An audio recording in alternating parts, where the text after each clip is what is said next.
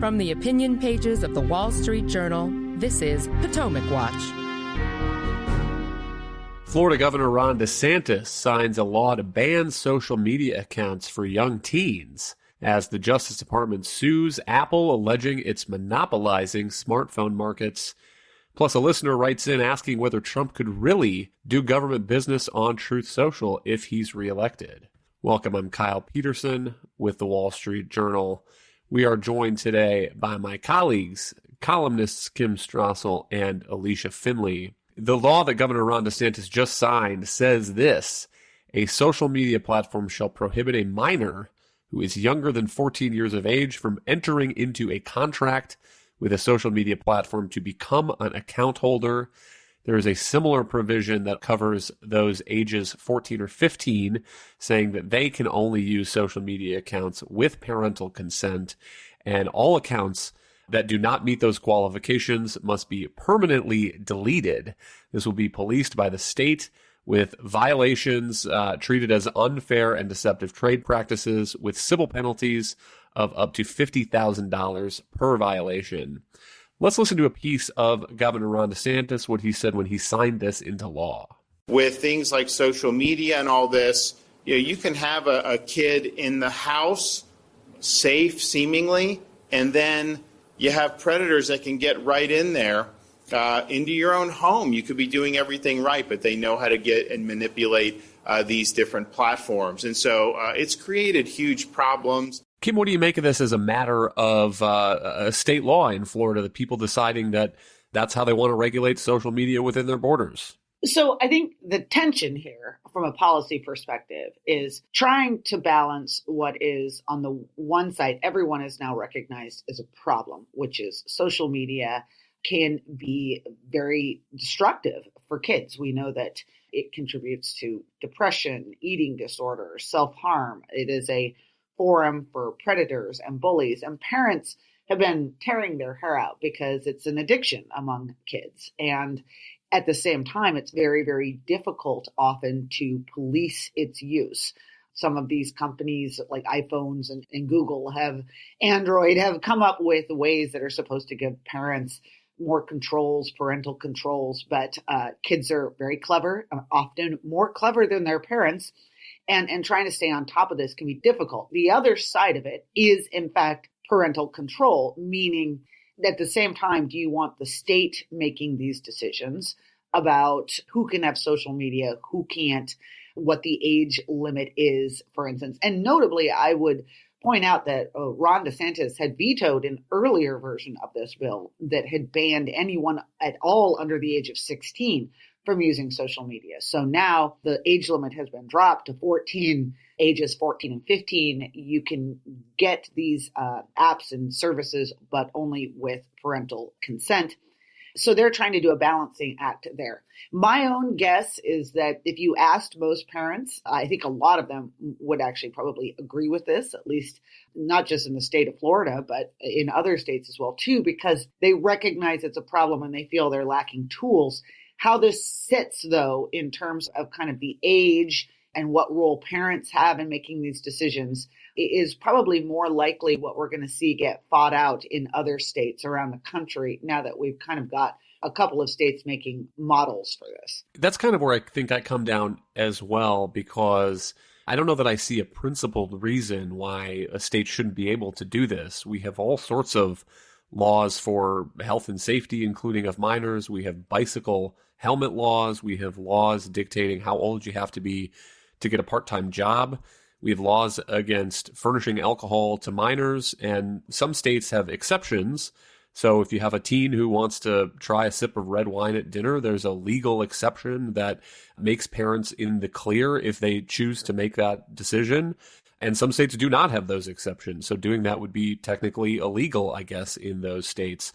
And Alicia, I don't know that I have a principled objection to this age sort of limit by the state of Florida, but it will be interesting to see how this plays out, as Kim says, in the laboratories of democracy, as parents are grappling with this grand experiment, this social experiment in raising kids in the internet age that we've been dealing with for only a couple of decades now, and states are making different decisions on how they want to move forward.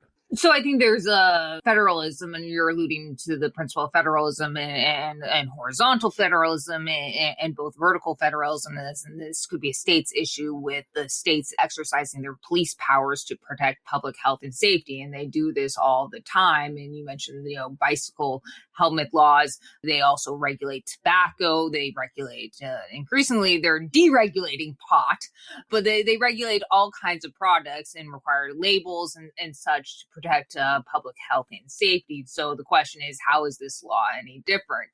And I think there's a strong argument that it isn't any different. But I think in terms of the concern that some of these tech companies would raise, not besides the First Amendment one, which I don't think really has strong merit, is that you're going to create a patchwork of laws or regulations around the country. And it's not very easy for these companies to essentially segment how they run their platforms in California versus New York versus Florida. Florida is a little more clean cut because it just simply bans minors from using the platforms and requires the parental notifications and restrictions for young teens. But there are a lot of other states that are contemplating different policies. Like New York is considering legislation that would ban these platforms from using algorithms that are based on anything but chronology. So teen feeds would be based on a timeline of what their friends post rather than any kind of algorithm that feeds them certain things based on what they're interested in. And I think it's problematic if you start seeing these kinds of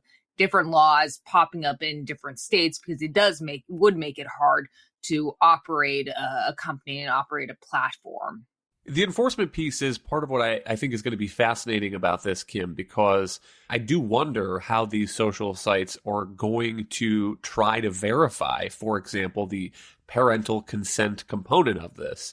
No doubt there are lots of teens in the state of Florida who are 14 and 15 and would be covered by this bill, who have accounts on TikTok or Instagram or Facebook or others of these sites. And now, according to this law, those accounts have to be deleted unless the social sites are able to somehow get in touch with their parents, get the parental consent from their parents. And it seems like an enormous verification challenge and a big change in the way that these sites have operated in this anonymous sort of internet landscape. And there is a federal law that generally says that they're not supposed to have people on those sites who are under the age of 13. That's a federal law. And so when you sign up for an account, you're asked if you're over the age of 13. But if you click the checkbox, Kim, my understanding is there's not a whole lot of verification that is done on the back end of that.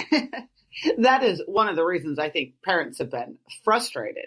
And by the way, that example you just gave of this federal law, which is a 1998 federal privacy law, in theory, no kid under the age of 13 is supposed to be able to access any of this, given that law. But the estimates out there, by the way, and these numbers are pretty dramatic.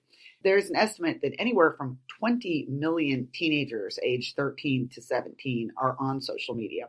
But they think that there's another 5 million more that are under the age of 13. And that just goes to show you how poor this law has been at actually keeping kids off of this. So what the Florida law is envisioning is a sort of third-party anonymous verification process. Nobody yet knows how this is going to work. It could be a real technical headache. One of the problems as well, too, with kids and doing this kind of age verification is, as we all know, most kids, especially those under the age of 13, don't have any form of legitimate ID. And so I'm going to be really curious to see how this rolls out.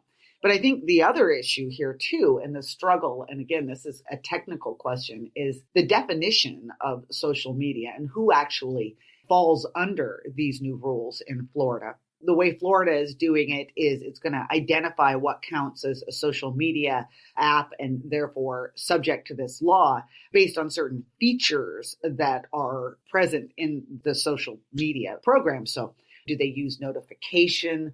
Do they have autoplay videos that are designed to hook kids? one thing that strikes me about that is maybe if you're these social media apps, you just get rid of those features that would put you in that category. Now, maybe there's too much of a commercial interest in continuing to do that. So it's possible they can't just stop for their own business models. But do you change your model in such a way that you can evade this law? There was been a similar law. It's been put on hold by a judge, but in Arkansas, and it banned all social media use for minors. And that might be why the judge has put a hold, because it was quite sweeping. That one sought to target any apps that generate more than 100 million, I believe is what it is. And so in certain amounts of revenue. But there was complaints about that as well, too, because there are plenty of also social media apps. If the problem is a social media app and it's the way it works and the problems you can have for kids, I mean, there are clearly ones that are smaller that can do just as much damage. So this is exposing the degree to which there are huge challenges to trying to enforce something like this. But nonetheless, I still think it's interesting and worthwhile, because often when states do stuff like this and they begin to make clear their intention to put out laws, it is a prod to industry to try to figure out a better way to make this work. And I find it hard to believe that in a day and age where we do have such remarkable technological advances, that there can't be some sort of simple, straightforward way to give parents more control over what their kids are doing on their phones every day.